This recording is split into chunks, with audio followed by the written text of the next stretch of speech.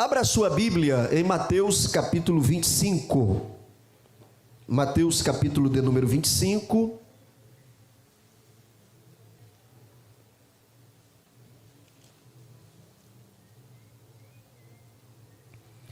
Mateus capítulo de número 25. Iremos ler a partir do versículo de número 14. Hoje nós iremos fazer uma imersão bíblica. Nós vamos ver o tema multiplicação na Bíblia de uma forma muito natural, tá? De uma forma muito natural e muito segura também. Porque o momento mais seguro do pregador é o momento que ele está lendo a Bíblia. Aí ele pode ficar tranquilo que enquanto ele está fazendo a leitura, ele não comete nenhum equívoco doutrinário, teológico, tá? É o momento mais seguro de um pregador, é quando ele está lendo o texto. Então nós vamos ler alguns textos nessa noite. Quem encontrou Mateus 25, a partir do 14, diga amém.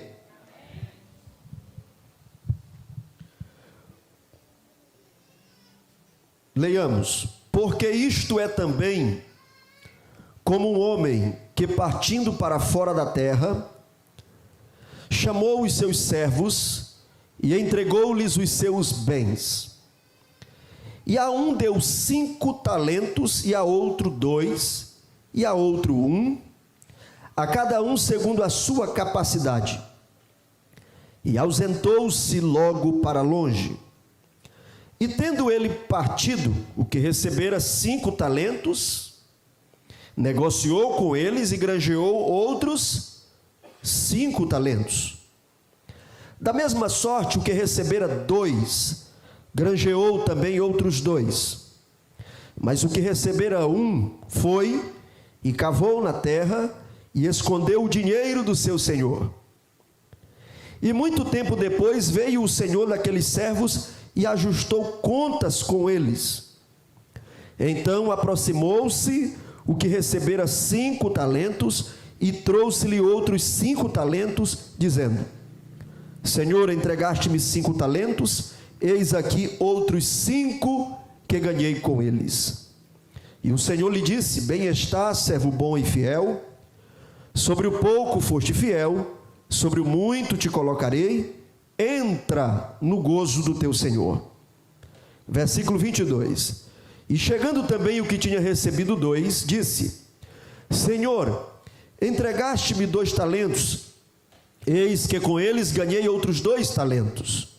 Disse-lhe o Senhor: Bem está, servo bom e fiel, sobre o pouco foste fiel, sobre o muito te colocarei, entra no gozo do teu Senhor.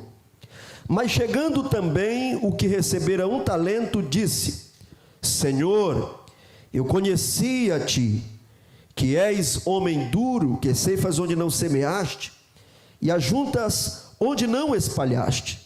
E atemorizado, escondi na terra o teu talento. Aqui tens o que é teu. Respondendo, porém, o seu senhor, disse-lhe: Servo mau e negligente, sabes que ceifo onde não semeei, e ajunto onde não espalhei? Devias ter dado o meu dinheiro aos banqueiros, e quando eu viesse, receberia o que é meu com os juros. Quem pode, diga amém. Amém. Queridos, nós fizemos esta leitura como ponto de partida na ministração com o tema multiplicação no reino de Deus. Eu quero iniciar dizendo a todos vocês que a multiplicação é uma ideia de Deus. A multiplicação é uma ideia de Deus.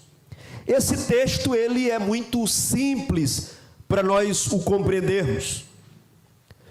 Os homens, os administradores destes bens, prestaram contas quando o seu patrão retornou, e nessa prestação de contas, aqueles que granjearam outros talentos, aqueles que multiplicaram, aqueles que deram rendimentos, quem me ouve diga amém? Amém. Aqueles que deram rendimentos, receberam elogios do seu Senhor. E exatamente o que não multiplicou, você pode perceber aí que foi o que teve o melhor discurso. Você percebeu que o que não multiplicou tinha um bom discurso, era bom de oratória? Os outros só apresentaram o relatório. Quem trabalha não precisa explicar muita coisa, não é? O seu trabalho mostra o resultado. Quando se vê muita conversa, esticando-se muita conversa, talvez é porque o talento não está sendo multiplicado. O que enterrou o talento, que não produziu para o seu Senhor, foi o que teve o maior discurso. Senhor, eu te conheço, tu és homem que ajunta onde não espalhou, tu és homem duro, e pensando nisso, eu enterrei o meu talento. Está aqui. Foi o que teve o maior discurso, mas o menor resultado. E esse recebeu censura do seu Senhor. Ele disse: servo mau e negligente, foste infiel sobre o pouco. Este servo mau e negligente recebeu mais uma repreensão do seu Senhor, quando ele diz: tu devias ter levado o meu recurso, o meu dinheiro aos banqueiros. Quem é o banqueiro? O banqueiro é quem entende do assunto. O banqueiro é o acionista, é quem entende do assunto e estava perto. E esse que recebeu um talento, se estava sem ideia: meu Deus, como é que eu vou multiplicar o meu talento? Como é que eu vou render esse dinheiro? Como é que eu vou multiplicar esse recurso? Então ele deveria ir ao banqueiro, ao acionista, a quem entende do assunto. Vai lá no banqueiro e ele vai te dar a estratégia. Foi isso que o Senhor disse para ele: tu deveria ter multiplicado, ter ido ao banqueiro. Queridos, olhe para cá. A multiplicação é uma ideia de Deus. Não existe desculpa. Deus sempre nos dá condições para a gente multiplicar o que Ele colocou em nossas mãos.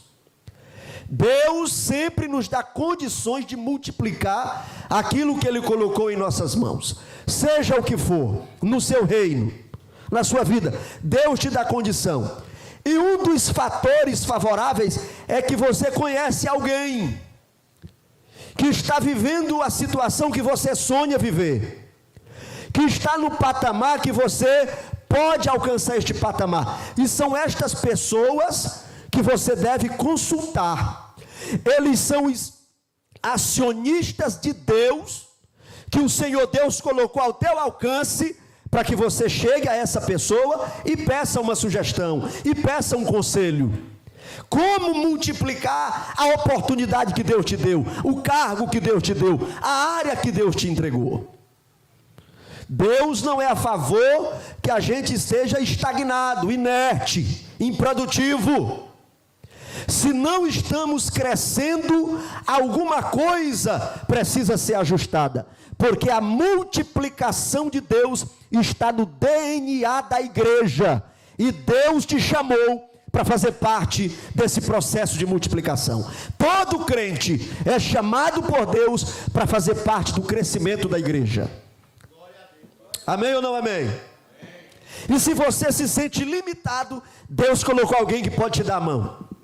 E se você se sente bloqueado, travado, pastor, mas eu não sei, tem alguém na tua vizinhança, na tua igreja, na tua área de conhecimento, que é um instrumento de Deus, é um acionista, é alguém que entende do assunto, e você pode chegar a esta pessoa, que Deus terá uma direção para a sua vida, através desse banqueiro, desse acionista, que Deus colocou ao teu alcance. Quem está entendendo o raciocínio até aqui, diga amém. Então a multiplicação é uma ideia de Deus, está claro aí, que Deus quer que aquilo que chega em nossas mãos, seja multiplicado para a glória do seu santo nome. Nós vamos continuar vendo aqui o desejo de Deus. Nós já conhecemos aqui que a multiplicação é uma ideia de Deus. Vamos agora sim conhecer claramente, nitidamente, o desejo de Deus em relação a este assunto que nós estamos estudando. Primeira epístola de Paulo a Timóteo, capítulo 2, versículos de número 1, 2, 3 e 4. Hoje pela manhã eu meditei nesse texto com a minha família, em nosso devocional doméstico, e foi muito edificante.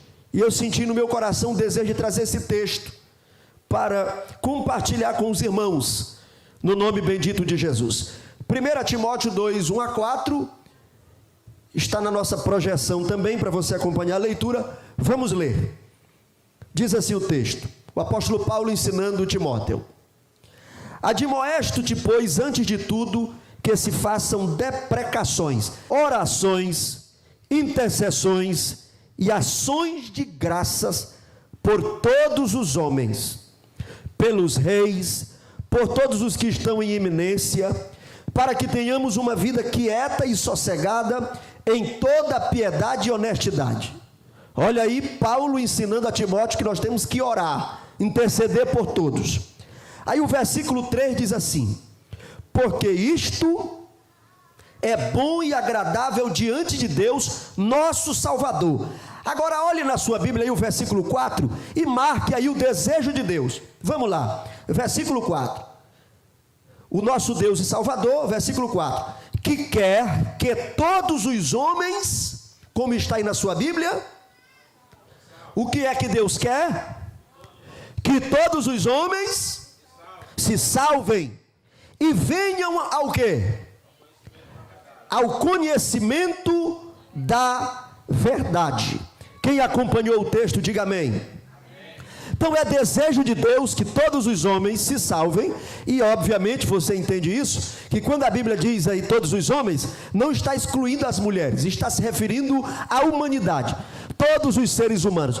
Este é o desejo de Deus. Esse desejo de Deus, infelizmente ele não vai ser atendido na sua totalidade, porque muitos deliberadamente não vão atender às diretrizes do Evangelho, os ensinos da palavra de Deus. Os calvinistas ensinam a expiação limitada, que Jesus morreu só pelos eleitos, que Deus vai salvar alguns, e outros obrigatoriamente já estão destinados à condenação. Esse não é o ideal de Deus. A Bíblia não nos permite conservar, nutrir esse entendimento. Por quê? O texto está dizendo que Deus deseja que todos os seres humanos sejam salvos. Esse é o desejo de Deus. Você pode metabolizar a palavra de Deus aí, você pode jogar ela para dentro do teu coração. Levante a sua mão e diga comigo: é desejo de Deus. Bem forte, é desejo de Deus que todos os seres humanos sejam salvos e venham ao conhecimento da verdade. Você percebe que Paulo se coloca aí no lugar aonde está a verdade. É por isso que ele diz: e venham. Porque aonde nós estamos, no centro da vontade de Deus, lendo a palavra de Deus, vivendo a palavra de Deus, é o lugar da verdade. Então a gente não vai dizer assim que o pecador vá lá onde está a verdade. Não, a gente vai dizer assim: que venham, porque a verdade está comigo, a verdade está aqui. Você pode levantar a sua Bíblia aí com entusiasmo. Isso, participe do culto. Diga assim: o pecador pode vir, porque a verdade está conosco, a palavra gloriosa de Deus. Bendito seja o nome de Jesus para sempre. Então é desejo de Deus que todos os seres humanos sejam salvos e venham ao conhecimento da verdade. Olhe para cá, nós temos aqui duas partes. Quantas partes? Primeira é a salvação. Diga comigo: primeira parte é a salvação, e a segunda parte é conhecer a verdade. Então a salvação aqui, diácono Gustavo, é a conversão, porque a salvação ela é imediata. Aceitou a Jesus, pelo sangue de Jesus você é salvo. Agora o conhecimento da verdade é produto do discipulado, é produto de escola bíblica dominical, é produto de culto de ensino, é produto, irmãos, de você ler a Bíblia com o seu irmão, no núcleo de multiplicação, você compartilhar, no dia que acontecer uma reunião de multiplicação na tua casa, você compartilhar essa verdade com um novo convertido, com o seu vizinho. Amém? Então quando você aceita Jesus, você recebeu a salvação de Deus. A partir daí, você vai ingerir o conhecimento da palavra, você vai chegar ao conhecimento da verdade. Os cristãos mais maduros, mas instruídos na fé. Vão auxiliar os novos convertidos na fé. Sentir falta deles quando eles faltarem na igreja.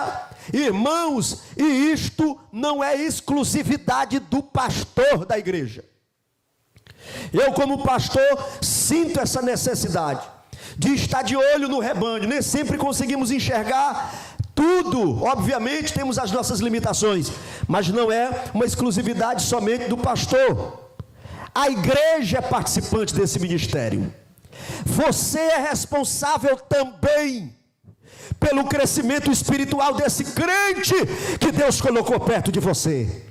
Não se sinta como se você estivesse numa rodoviária. Diga assim comigo: a igreja não é uma rodoviária. A rodoviária sempre está movimentada, mas a maioria das pessoas que estão ali não se conhecem. São viajantes anônimos, cada um procurando a sua direção. A igreja não pode ser esta rodoviária com movimentos, mas cada um indo para a sua direção e pouco se importando com quem está do seu lado. A igreja não é uma rodoviária. A igreja é coluna e firmeza da verdade. A igreja é uma família de Deus na terra. E se a tua consciência está muito tranquila, você não está preocupado com quem vem na igreja, às vezes com quem até a gente feriu, e por causa da nossa língua, da nossa atitude, talvez alguém se afastou. Se você está muito tranquilo, hoje o teu sono vai ser diferente, porque a minha oração é que a tua consciência seja tocado, porque Deus chama você também para ser responsável pelo desenvolvimento espiritual desse crente que está do teu lado. Bendito seja o nome de Deus para sempre. Então, duas partes: salvação e conhecimento da verdade. Você sabia que tem gente que ganha essa primeira parte aí? Deus quer que todos os homens se salvem. Tem gente que chega nessa primeira parte aí, mas não é auxiliado. Às vezes a igreja, nós fazemos campanhas para ganhar alguém para Jesus. Pronto, ganhou para Jesus, o serviço está completo. Isso é o que há na mentalidade de muitas pessoas, mas esse não é o entendimento ideal. No livro Missões Urbanas, nós falamos sobre pediatria e obstetrícia.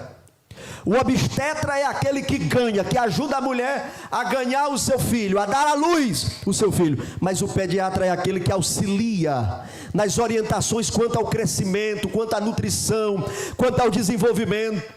E a igreja precisa ter esses dois trabalhos. A igreja precisa auxiliar os novos convertidos, ter essa compaixão, ter esse amor. Precisamos ter essa compaixão. Hoje eu conversei com alguém pelo telefone e a pessoa disse assim: tem 4 pessoas aí na igreja, pastor. Ele me citou e citou aqui mais 3 irmãos. E essa pessoa diz: essas pessoas estão me ajudando porque não me esqueceram. São pessoas que se lembram de mim, que quando estão na igreja e não me veem lá, elas se sentem preocupadas e depois do culto entram em contato comigo. E deixa eu lhe dizer uma coisa aqui: não é só essa pessoa que está registrando, não. Oh, glória a Deus, isso está registrado no memorial de Deus, porque Deus nos chamou para nos auxiliar mutuamente. Eu sou responsável pelo seu desenvolvimento espiritual, você é responsável pelo meu desenvolvimento espiritual. Nós nos ajudamos mutuamente, aleluia, e nos ajudando uns aos outros, chegaremos ao céu de glória. Quem tem essa esperança, adore a Jesus, porque eu creio que essa graça está caindo sobre nós, está vindo compaixão sobre nós, está vindo misericórdia sobre nós. Oh, glória! Oh, bendito seja Deus. Bendito seja Deus para sempre. Eu quero ler com você Isaías 54. Isaías 54.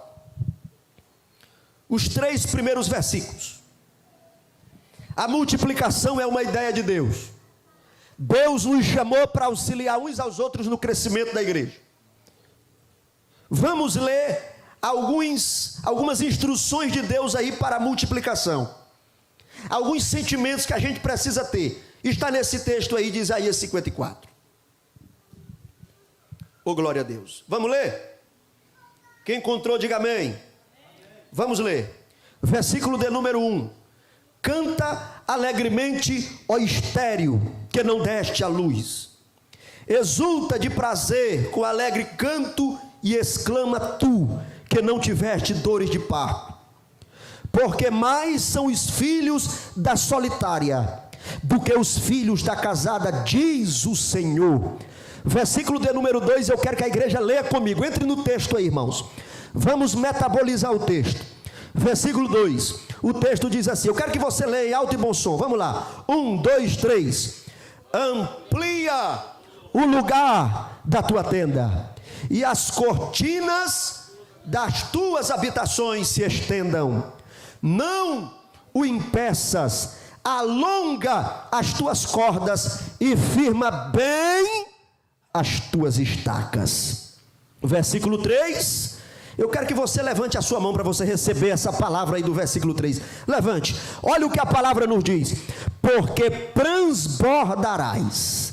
Estica a mão direita assim, para um lado, isso. Transbordarás a mão direita e a mão esquerda, abre aí, estica para o outro lado, a mão esquerda. Você vai crescer para a direita, mas você vai crescer para a esquerda também. Quem pode dar glória a Deus? Agora a profecia sobre a tua geração, sobre filhos e netos. E a tua posteridade possuirá as nações e fará que sejam habitadas as cidades assoladas. Você pode glorificar o nome de Jesus? Olhe para cá, pastor Alessandro, mas esse texto aí é para Israel no tempo do exílio. Ora, irmão, esse texto aqui Paulo usou, irmãos, em Gálatas capítulo 4 versículo 27. Se Paulo usou esse texto para motivar a igreja no Novo Testamento, nós podemos usar esse texto hoje na nossa visão de crescimento, na nossa visão de multiplicação. Bendito seja o nome de Jesus. Então, a primeira coisa que eu quero que você enxergue nesse texto é a alegria de Deus na vida do multiplicador, independente do resultado. Olha aí o versículo 1. Canta alegremente quem? Quem é que é para cantar? O que é que está escrito na sua Bíblia aí? É a estéril.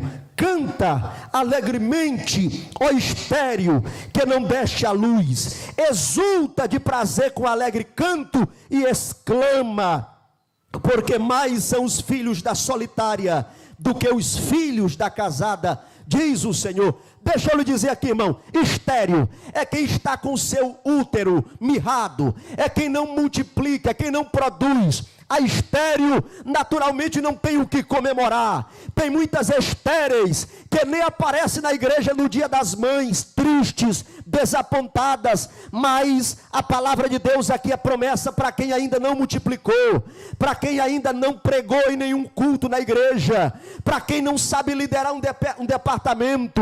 A tua situação hoje talvez se assemelhe à esterilidade, mas a palavra de Deus te desafia a você ter alegria, não pelo que tu é hoje, mas por aquilo que tu vai te tornar. Oh glória, eu quero que você levante a sua mão, participe do culto.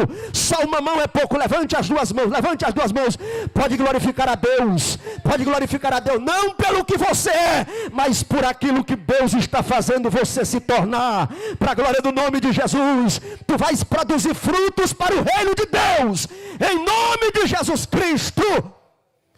Bendito seja Deus para... Você vai produzir fruto.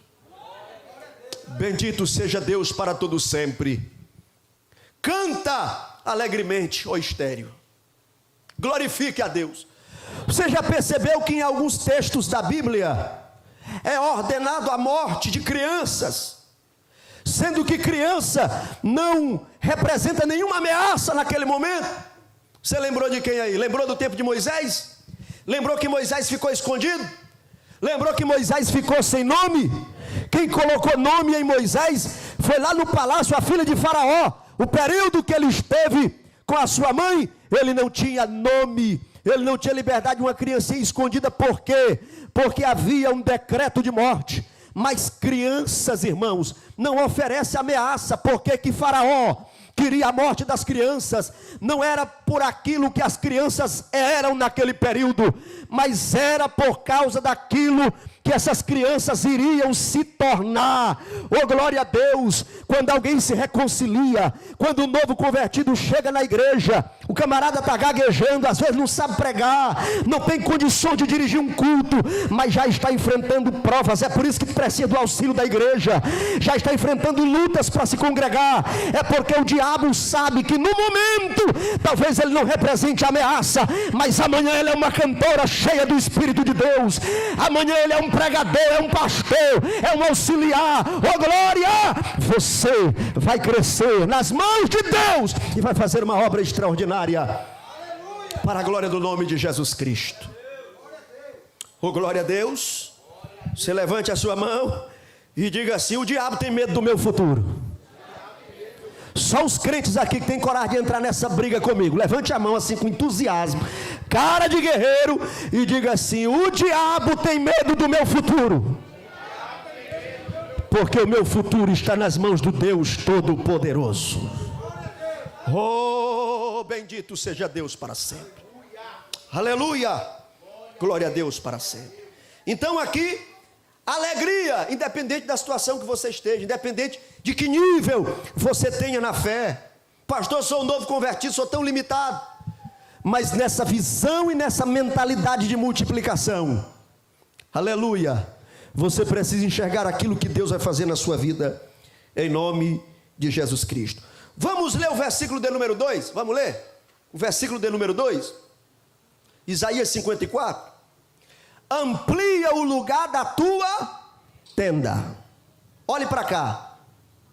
Você sabia que nós não estamos construindo uma igreja para o tamanho da igreja que é hoje? Nós estamos construindo um templo aqui para aquilo que a igreja vai se tornar. Para aquilo que ela vai se tornar. Eu estava conversando com um amigo e eu disse: olha, nós estamos usando essas estratégias aí para arrecadar recursos, porque a nossa equipe hoje, o nosso recurso hoje da nossa equipe, do nosso rebanho, talvez não corresponda ao projeto na sua atualidade, porque nós não estamos fazendo uma igreja pensando naquilo que nós somos, mas nós estamos construindo um templo para aquilo que o rebanho vai se tornar. Bendito seja Deus! A conversa de Deus aqui, meu irmão: amplia o lugar da tua tenda. Amplia o lugar da tua tenda. Tem gente sonhando aí em pregar na Europa, tem preguiça de estudar até o português, imagine o inglês. São pessoas que sonham tantas coisas, mas não estão alargando as tendas. Tem pessoas que querem ser grande, mas o camarada não lê 10 páginas por dia, não estuda um empreendedor de sucesso, não investe no seu presente. Se você tem uma visão de multiplicação, e a multiplicação é uma ideia de Deus, alarga o lugar da tua tenda, é o que a palavra de Deus está dizendo. Amém ou não amém? Aí o texto diz: amplia o lugar da tua tenda, e as cortinas das tuas habitações se estendam. Não impeças, não impeças. Às vezes a gente diz assim: não, mas eu não preciso disso. O texto está dizendo: não impeça. Mas irmão, por que tu está estudando teologia? Irmão, por que tu assiste isso? Irmão, por que tu te congrega tanto? Não impeças. Deus tem um segredo na vida desse crente, e ele está largando as suas tendas. Bendito seja Deus para sempre. Alonga as tuas cordas e firma bem as tuas estacas. Firma bem as tuas estacas. Irmão, o projeto de Deus precisa de firmeza. Precisa de firmeza. A gente não pode querer, às vezes, ser melhor que Deus, né? Tem coisa que Deus rejeitou e a gente fica segurando. Tem coisa que Deus rejeitou e a gente fica segurando, querendo dar uma de bom demais. Isso está na Bíblia. Deus chegou para Samuel e disse assim: até quando tu terás dó de Saul, tendo eu rejeitado? Nós temos que construir uma cultura com firmeza, com seriedade, com Bíblia, com palavra. Não é com emocionalismo barato, com inovação. Aí eu vi uma novidadezinha ali, fiquei todo empolgado. Não!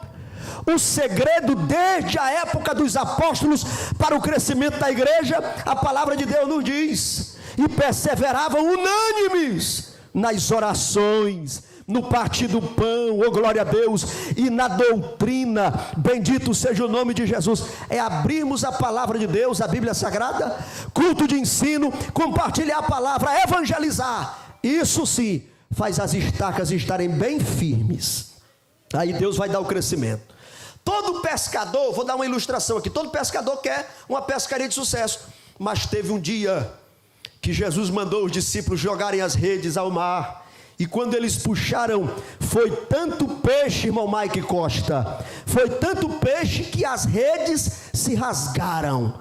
Tem pessoas que no dia que Deus abrir a porta para o cardume vir, vai rasgar a rede, porque não está se preparando.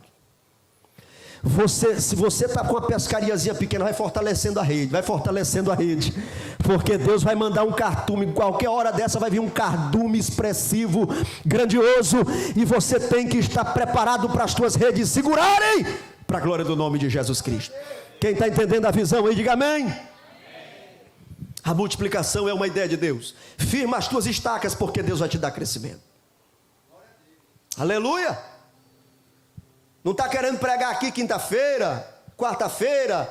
Não quero pregar. Vá pregando, porque Deus vai te colocar diante de grandes auditórios. Capricha. Eu não vou preparar uma mensagem bem preparada não, porque é só nós mesmos. Vai fortalecendo a tua rede, eu estou te avisando, porque Deus vai dar crescimento e as tuas estacas precisam estar bem firmes para a glória do nome de Jesus.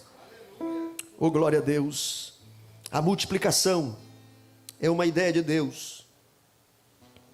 E na igreja, eu estou trabalhando aqui a mentalidade da multiplicação para a gente não se conformar. E na igreja, com essa mentalidade de multiplicação, nós temos o dever de servir uns aos outros. Nós temos o dever de amar uns aos outros, servir. Existe uma célebre frase que diz que quem não vive para servir, não serve para viver. Eu vou ler o texto de Colossenses 3, capítulo 3, versículo 12 em diante, para você ver como nós, como igreja, por que a gente precisa participar, pastor, e servir a um outro? Simples, porque o pastor, o líder, ele tem limitações.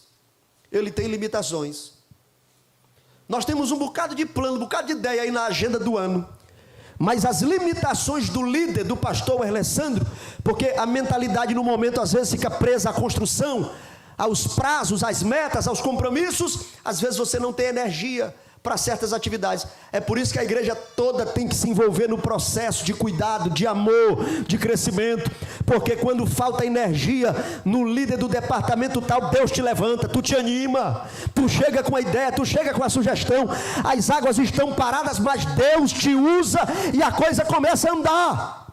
Amém? Então todos os crentes devem participar desse processo.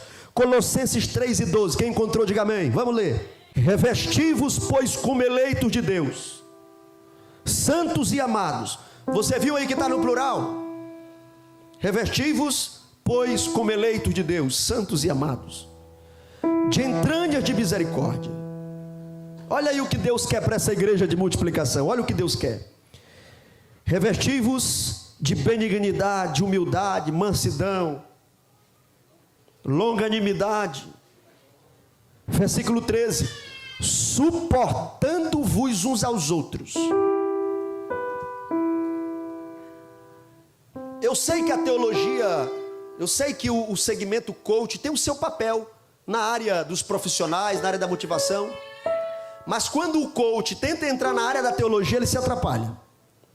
E uma frase coach que existe é: saia da onde você é suportado e vá para onde você é celebrado. Isso é uma frase coach. Só que essa frase não sobrevive a esse texto, porque esse texto aqui diz assim: suportando-vos uns aos outros. Amém? Olha para quem está do teu lado e diga assim: a ideia de Deus que a gente se suporte. Está aqui, está na Bíblia. Ou então rasga, ou então exclui esse aplicativo aí do teu smartphone, porque está aí na palavra. Suportando-vos uns aos outros. O que mais? Perdoando-vos uns aos outros. Isso é igreja, irmão. Isso é igreja. Isso aqui não é rodoviária, não. É a diferença de um saco de batata para um purê de batata. Um saco de batata, as batatas estão todas juntas, mas não estão unidas. Agora um purê, elas não estão somente juntas, elas estão unidas. Amém? Olha para quem está do teu lado e diga assim: nós não somos um saco de batata. Segure na mão desse crente, levante a mão dele assim para cima, levante a mão dele para cima E diga comigo assim, alto e bom som: a vitória é nossa, pelo sangue de Jesus. Diga assim: nós não somos uma rodoviária, aonde cada um tem o seu destino, cada um tem uma direção. Diga assim: nós somos família de Deus, nós somos igreja de Deus, temos uma única direção: ganhar almas e povoar os céus de glória. Você pode adorar a Deus, porque a misericórdia de Deus está caindo sobre nós, a graça de Deus está caindo sobre nós nesta noite. Olhe para cá, versículo 13: perdoando-vos uns aos outros, se alguém tiver queixa um contra o outro. Se alguém tiver queixa um contra o outro, assim como Cristo vos perdoou, fazei vós também. Versículo 14: e sobre tudo isto revesti-vos de amor, que é o vínculo da perfeição. E a paz de Deus, para a qual também fostes chamados em um corpo, domine em vossos corações e sede agradecidos. Faça uma listinha de tudo que Deus tem feito pela tua vida e se comporte na igreja de forma digna ao que Deus tem feito na sua vida. Seja honesto com o que Deus tem feito na sua vida, porque às vezes nós somos um contrassenso com aquilo que Deus está fazendo. Deus está fazendo algo de bom para nós e nós parece que tem um cão nos coros dentro da igreja, que é problema para todo lado.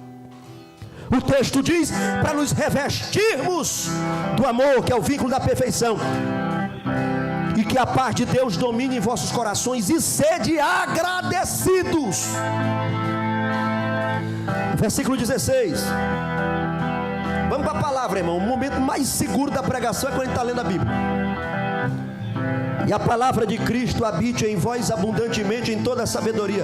Você está percebendo aí que está tudo no plural, irmão. É revestir-vos, é suportai-vos, é perdoai-vos. Aí o versículo 16 diz: ensinando-vos e admoestando-vos uns aos outros com salmos, com hinos, com cânticos espirituais, cantando ao Senhor com graça em vosso coração. Amém ou não amém? A palavra de Deus diz na carta de Pedro que nós somos geração eleita, sacerdócio real. O que é o sacerdote? O sacerdote, ele vive em favor da comunidade, ele serve a comunidade. Só que no Novo Testamento, já estou encerrando aqui, todos nós somos sacerdotes. Você pode realizar um trabalho na tua casa, a igreja está tendo essa visão.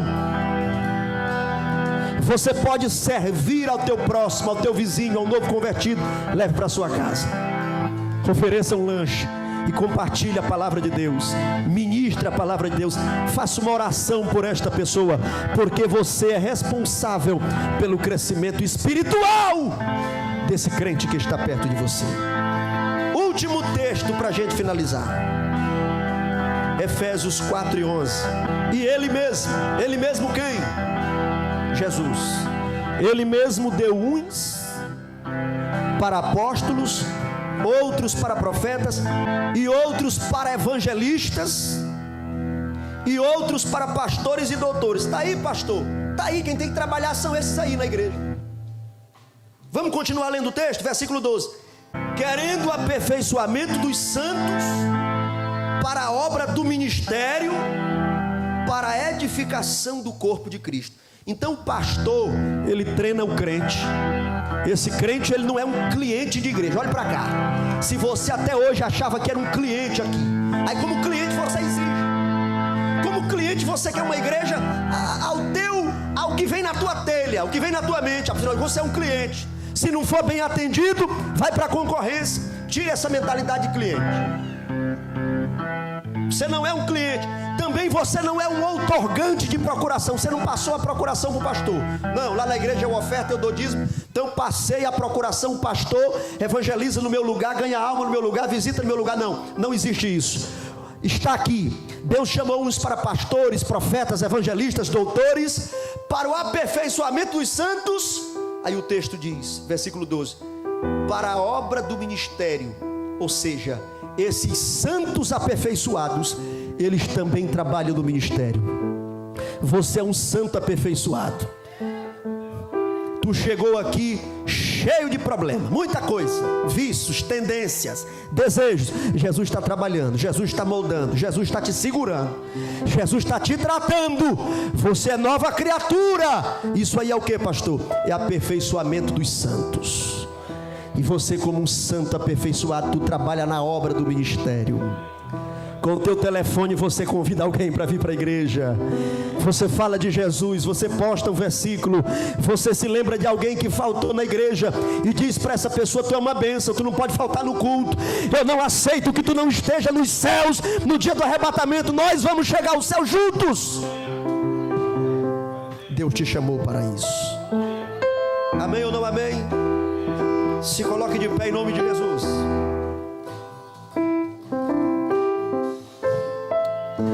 Aleluia. Faça essa oração comigo agora. Diga assim: Senhor Jesus, eu não sou cliente de igreja, eu não sou espectador. Jesus, eu sou igreja, eu faço parte da família dos salvos, e eu posso cooperar na obra de multiplicação. Se você puder levantar a sua mão enquanto o Vinícius canta com a banda, se você puder de mãos erguidas fazer uma oração a Deus, dizer para Deus: Deus, muda a minha história, faça de mim um instrumento, me enche do teu fogo, eu quero ser usado nesta cidade. Vá fazendo essa oração aí, vamos adorar a Deus.